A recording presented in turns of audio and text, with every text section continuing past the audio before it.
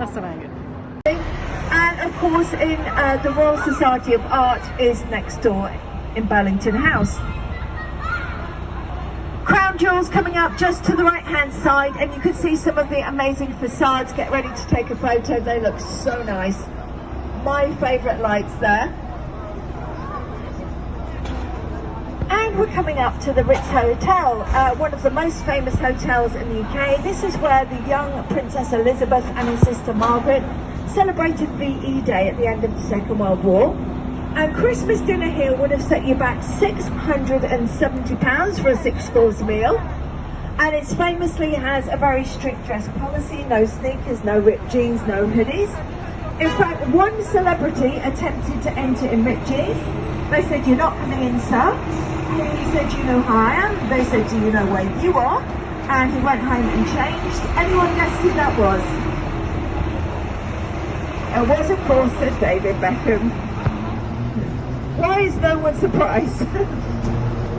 Okay, so we're coming back to Green Park. Thank you all so much. You've been amazing. I wish you a very happy stay in London and a successful 2026. I do have a QR code if you'd like to give me a review on either Google or TripAdvisor. And thank you so much. Have a lovely evening. It actually wasn't too cold. To the left-hand side. Yet more angels. And as you notice probably, all the lights have an angels or stars, spirits or wishing theme to them. Now in the 1800s it was said that if you stand in Piccadilly Circus long enough you will meet everyone you've ever known. Don't know if it's true these days though. And we're coming back along. Now the first thing I want to mention right now, because I won't have time later, is Hatchards. It's next to Fortnum's and Mason's, oldest bookshop in London. It has 3 royal warrants, which means 3 members of the royal family have given it their royal approval. King Charles I, Queen Elizabeth II and Prince Philip. There's actually a table downstairs called the Oscar table, because this is where Oscar Wilde used to sit and write.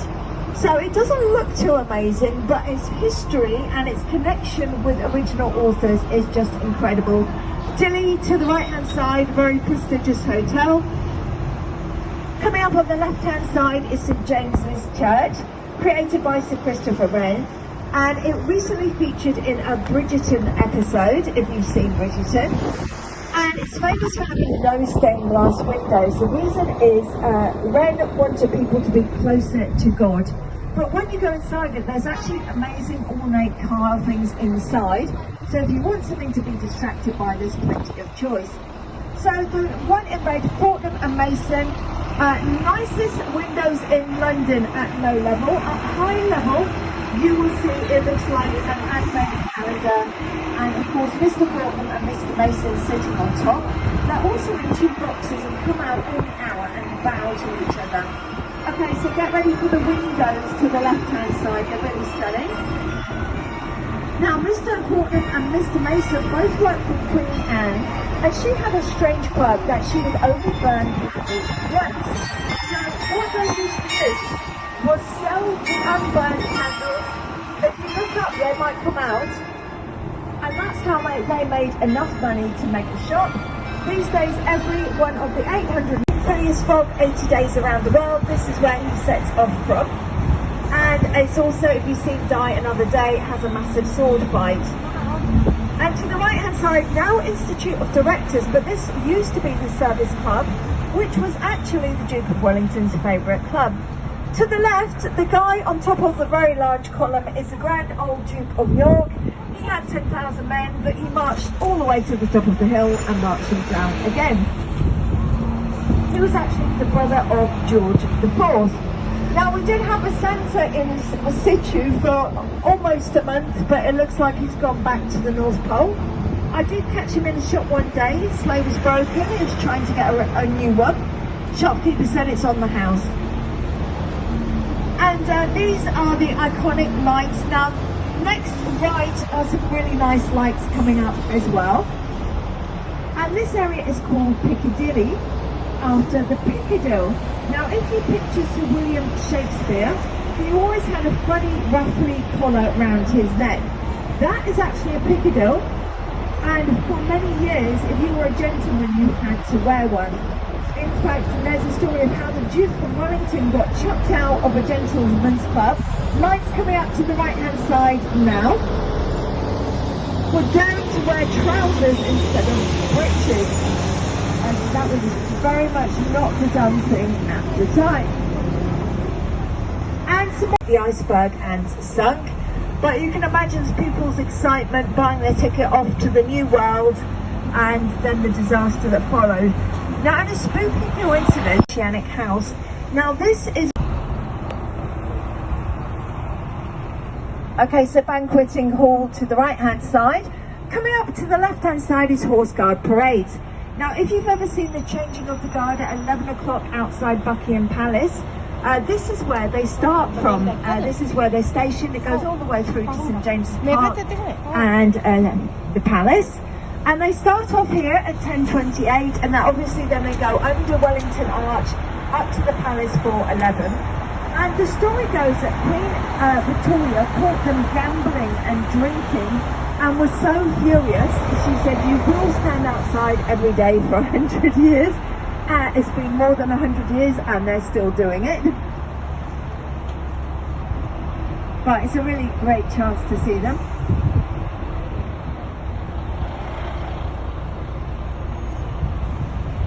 And we're coming back up to Trafalgar Square again. Raffles Hotel to the right hand side. This is an incredibly prestigious hotel.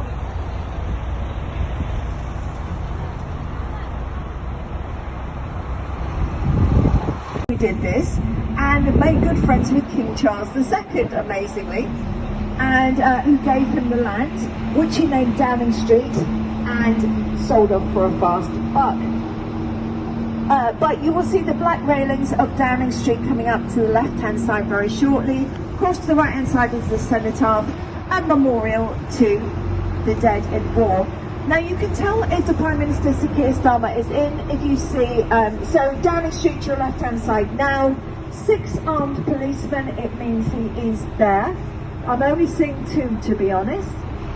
And of course, Sir Keir Starmer doesn't live at number 10, he lives at number... The amount of people they've ever squeezed in there is actually 12. Now, the British have an absolute fascination with squeezing themselves into smaller cars, phone boxes and other small places for unknown reasons.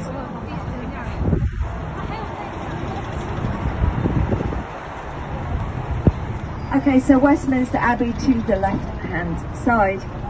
And coming up to the left is Victoria Street. And this leads to Victoria Station. And funnily enough, Victoria Station is actually named after the street and not the Queen. Now in the UK we have the Winston Churchill, who asked to be pointed towards his favourite pub just there, Mahatma Gandhi and Nelson Mandela. And of course Westminster Abbey was originally a monastery. Edward the Confessor first took it over between 1040 and 1050. And turn it into a burial ground and the church. And then what is now House of Parliament was actually Westminster Palace, and King Henry VIII was the last monarch to live there. It went down in the 1800s and was then turned into the House of Parliament at a cost of £2 million. It took 20 years longer than expected. To the right hand side you will see the White Lion with the look of pain on his face. He does have a time capsule up his backside. Other interesting facts about the Houses of Parliament. There's a rifle range in the basement, and in the House of Commons there's actually 2 red lines, and these are more than 2 swords distance apart. And this is originally to prevent the MPs actually having a sword fight. Things used to get quite heated in Parliament. And of course, the monarch is only allowed in once a year for the ceremonial opening of Parliament. And this is after, in the 1640s, Charles I tried to storm the House of Commons with his men unsuccessfully. So Big Ben is actually only the name of the bell. The tower is called the Queen Elizabeth Tower. And it was recently refurbished, finishing about 3 years ago. It was not visible for over 5 years. You can't really see by night, but by daytime it has got amazing gold leaf around the top and looks stunning. So well worth doing. And of course Big Ben was not the first bell. The first one fell off the wagon on the way from Whitechapel, and so they created two more, also known as Ladies Bridge, as it was built by women in the Second World War from self-cleaning stone. And of course it came in on time and under budget. We're working towards a self-cleaning house, but it is a good first step. And coming up on the left-hand side is Somerset House. Now this was actually a present from King Henry VIII to his daughter, who later became Queen Elizabeth I. You will recognise it from James Bond films because it's been the Ministry of Defence a couple of times. It was also the stamping office for 150 years, where every newspaper published was stamped. And King James II's wife also used to hold lavish masked balls here with wild animals roaming the corridors. I'm not sure I actually like the sound of that one at all. But anyway, on to Waterloo Bridge. To the left hand side, the City of London, where 23% of the UK's money is made. And of course St Paul's Cathedral, created by Sir Christopher Wren, miraculously unharmed in the bombing. To the right hand side, Big Ben, Queen Elizabeth Tower, Houses of Parliament, and of course the London Wheel. Now sadly my friend did pass out on the London Wheel the other day. It was scary at first, but she did come around slowly. And of course this area, the South Bank, is famous for the theatres. National Theatre to the left and right, Royal Festival Hall to the right hand side, and of course the Hayward Gallery. The best photograph in London is coming up on the right hand side in about 2 minutes, and that is Big Ben and Queen Elizabeth Tower through the London Eye. Now, believe it or not, the first theatre in the South Bank actually arrived in 1598. And the story goes that Sir William Shakespeare had a lease on the Globe Theatre in Shoreditch, and this ran out. Casper the Wooden Cat next to you and give him a 3-course meal. And the reason is 13 is an unlucky number in the UK, and someone had some bad luck after eating there in a group of 13. It's also the only place in the UK you could drive, you could park on the right hand side. Now this area is the stomping home of Nell Gwyn. She was the favourite mistress of King Charles II, and there is a story that an are very popular, but they did smell and they did tend to explode. So these days there's Carting Lane. These days there's only one left on Carting Lane. Savoy Theatre coming up to the right hand side, very famous theatre. And they have a strange tradition that if you go to dinner and reclaimed the land. And coming up on the left hand side, the glowing balls belong to Coutts Bank. Hold up, the balls have gone. Oh, they've taken the decorations down. If you want to open an account there, you do need £5 million in the bank and a good character. No problem. But the star of the show is Fields Church. This is actually parish church to both the royal family and the Prime Minister, as they're both in the parish of St Martin's in the Fields.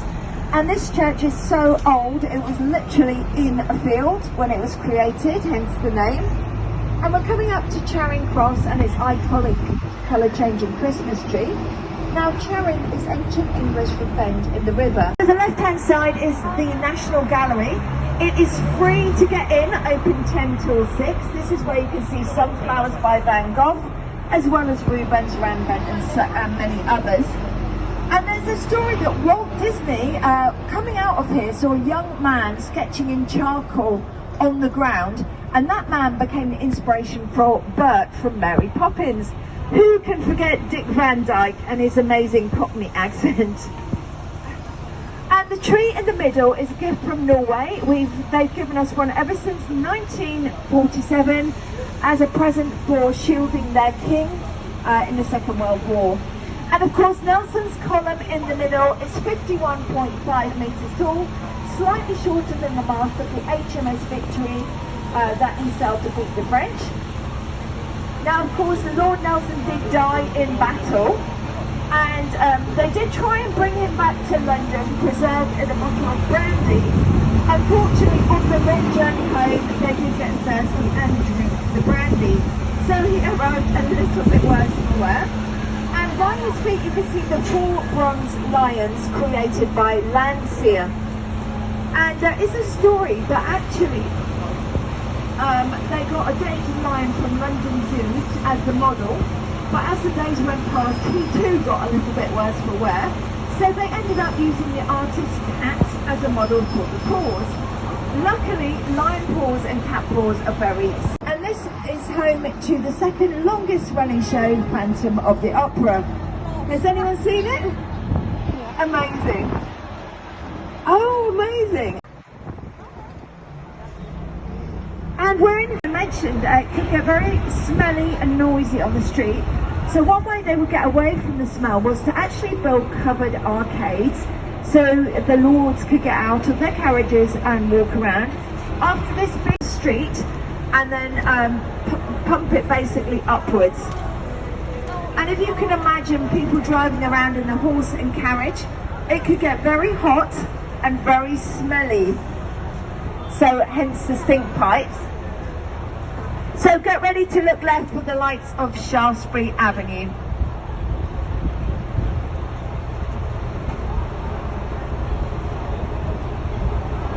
Has anyone made New Year's resolutions? No? Okay. My diet starts tomorrow. The way I see it, you can't start a diet on a...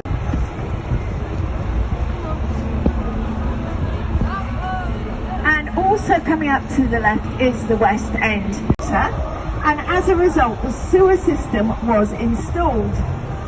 And of course now London is huge, and that's because they've saved a lot of lives and a lot of illness. And there's still a pub in Soho called the John Snow. And if you are walking around London, I would suggest going there to check out Covent Garden, which is a covered market which has its own tree and its own lights, which are